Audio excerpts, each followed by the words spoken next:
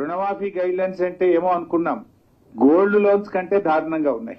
రైతు అంటే రైతు అంతే తప్ప ఈ అయితేంది గీతేంది ఈ షరతులు అవసరం లేదు.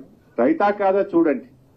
అంటే అలా ఎట్లా కనబడుతుందంటే చేతల పాలన పోయి షరతుల పాలన వచ్చినట్టుగా కనబడతా ఉంది. నువ్వు ఇంట్లో ఏర్పడచ్చు, నీ పాస్బుక్ అలాగే ఉండొచ్చు, కానీ రేషన్ కార్డులు ఒకటే ఉన్నావు కదా, నీకు ఒకరికే మాఫీ చేస్తా అంటున్నది ఈ ప్రభుత్వం. రేషన్ కార్డులు విడిపోనంత మాత్రాన రుణమాఫీకి వాళ్ళు అర్హులు కాకుండా పోతారా?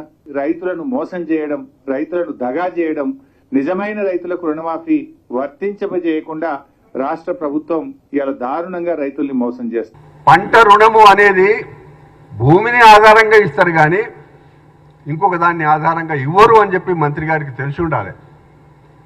అందుకే మీరు పరిపాలనా అనుభవం లేదు, ఇంకా లేకపోతే మీ పరిపాలనలో ఏ సంక్షేమ కార్యక్రమాలు సరిగ్గా జరగలే. టీఆర్ఎస్ పార్టీకి కానీ టీఆర్ఎస్ మంత్రులు చేసిన వాళ్ళకి కానీ మీకు అర్హత లేదు.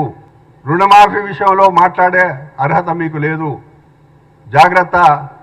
మీరు ఇప్పటికైనా ప్రజలు మిమ్మల్ని ప్రతిపక్షంలో తీసుకొని ఇసిరి పారేసిండ్రు.